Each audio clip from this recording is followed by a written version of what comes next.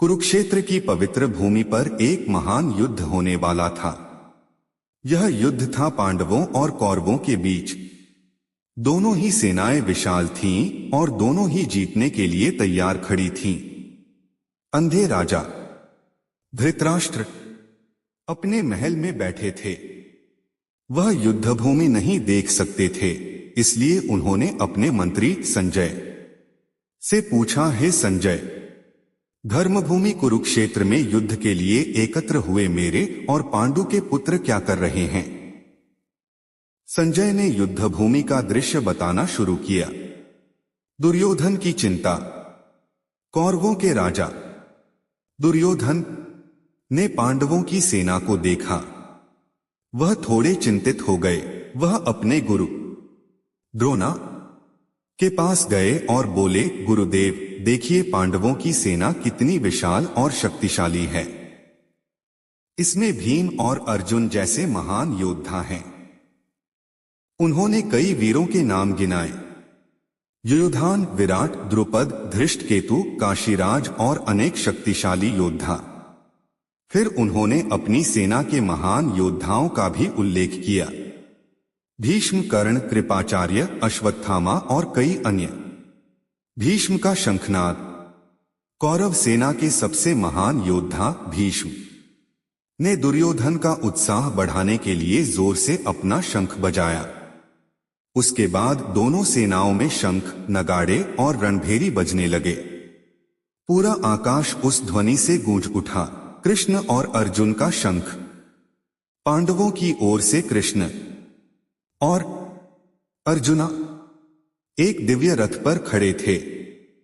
कृष्ण ने पांचजन्य शंख बजाया और अर्जुन ने देवदत्त शंख। भीम ने पौंड्र नामक शंख बजाया।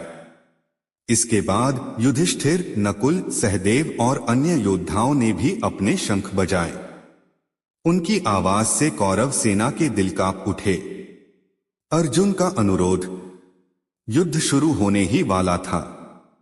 तभी अर्जुन ने कृष्ण से कहा, हे कृष्ण, मेरा रथ दोनों सेनाओं के बीच ले चलिए ताकि मैं देख सकूं कि मुझे किन किन लोगों से युद्ध करना होगा। कृष्ण ने अर्जुन का रथ दोनों सेनाओं के बीच ले जाकर खड़ा कर दिया। अर्जुन का दुहक। जब अर्जुन ने सामने देखा तो वह चौंक गया। उसे अपने ही दादा भीष्म, गुरु द्रोण, भाई, रिश्तेदार, मित्र और अपने परिवार के लोग दिखाई दिए। यह देखकर अर्जुन का दिल टूट गया। उसके हाथ कांपने लगे, शरीर कांपने लगा और उसका धनुष गांडीव हाथ से ढीला पड़ गया।